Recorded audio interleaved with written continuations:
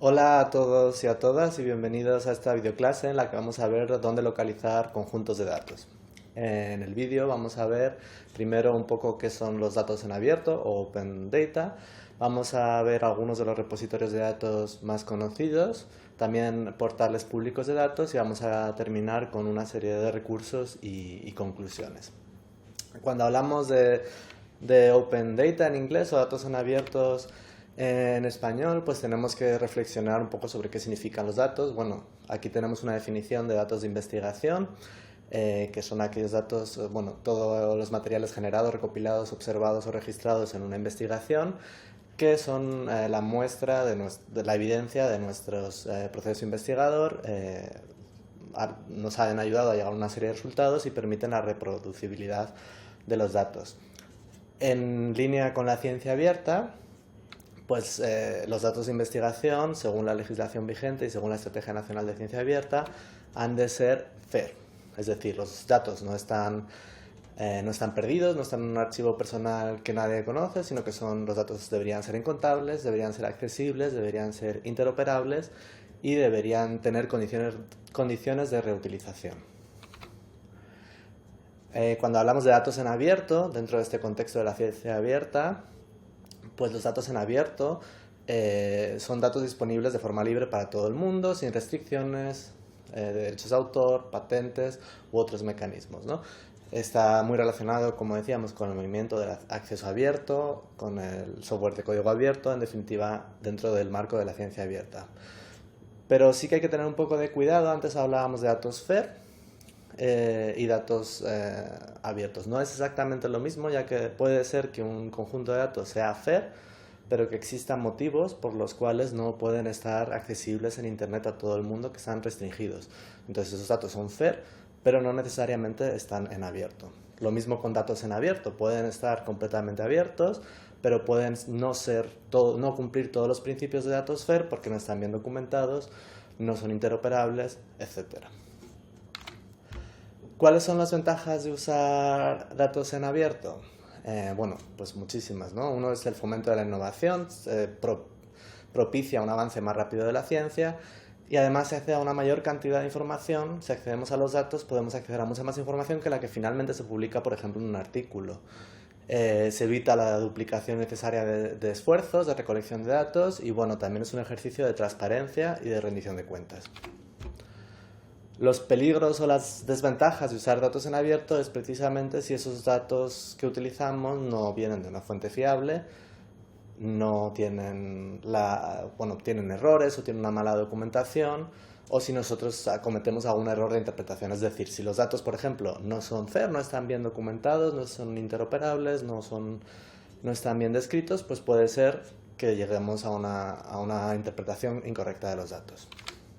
Ahora sí ya vamos a ver dónde encontrar estos datos y el lugar más normal para encontrar unos datos de calidad de investigación son los repositorios de datos. Los repositorios de datos son pues, un archivo digital que reúne, preserva y difunde en acceso abierto los datos de investigación. Hay muchos tipos de repositorios de datos.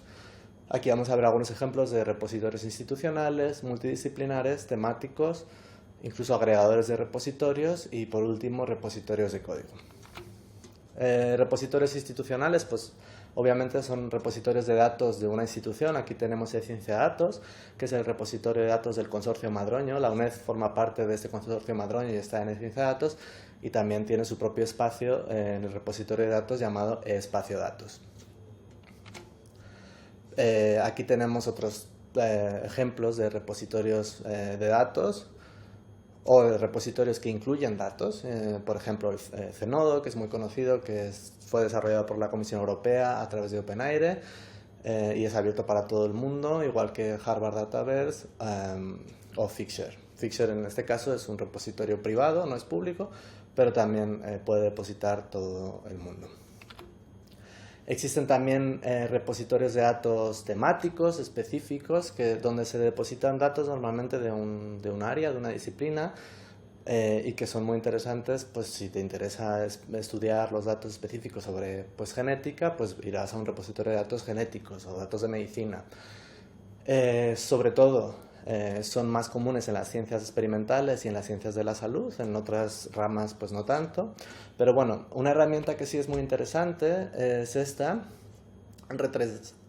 Retresdata, que es el registro de repositorios de datos de investigación, en el que podemos buscar repositorios de temática específica. Además, una de las características de este registro de repositorios es que ha sido recomendado por la propia Comisión Europea como una herramienta para buscar repositorios de confianza.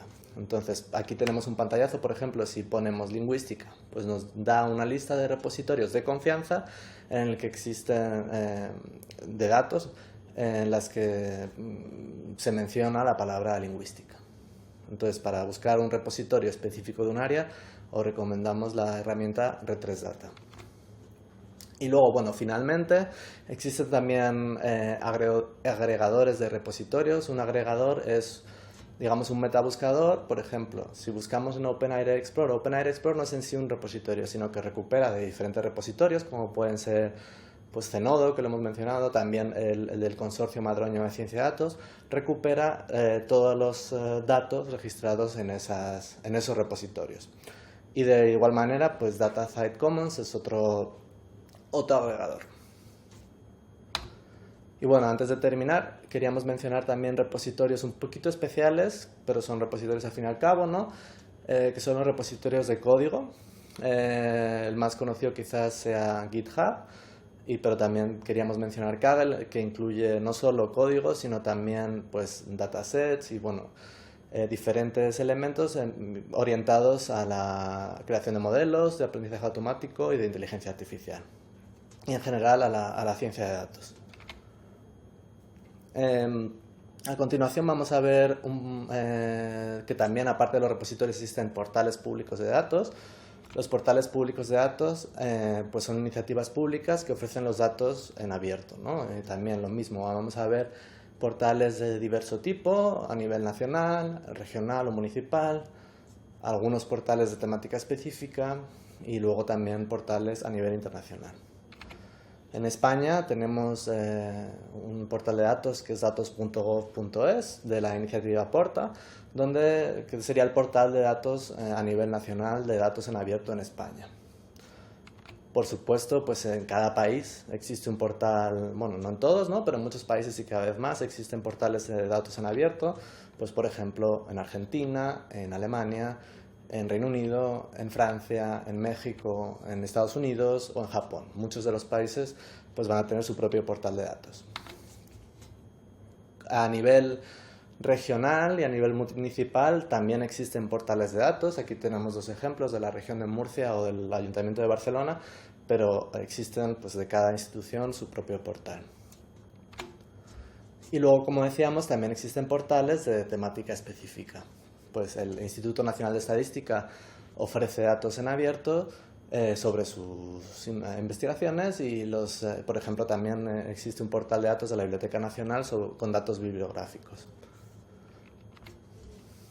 A nivel europeo tenemos también un portal de datos en abierto que agrega todos los datos en abierto de la Unión Europea, que es European Data. Y bueno, también a nivel europeo, Eurostat, que es una agencia de estadísticas de la Unión Europea. Y también mencionar, en el caso de Eurostat, puede ser muy interesante para investigaciones en ciencias sociales y estadísticas en general, porque permite el acceso a microdatos con fines de investigación. Es decir, si se justifica, si se es un investigador y se justifica que necesitas el acceso a los microdatos que no están en abierto, que están protegidos, te los pueden garantizar con, evidentemente, condiciones muy estrictas sobre seguridad y protección de datos personales. Y bueno, también tenemos otros portales de datos internacionales importantes como el del Banco Mundial o el de la OCDE. Para finalizar, pues recordar que siempre es importante cuando trabajamos con datos en abierto elegir fuentes fiables, comprobar la validez y la relevancia de los datos y leer bien la documentación que viene con los datos. Normalmente en forma de un archivo README, un diccionario de datos o como fuera, pero entender bien los datos que estamos utilizando.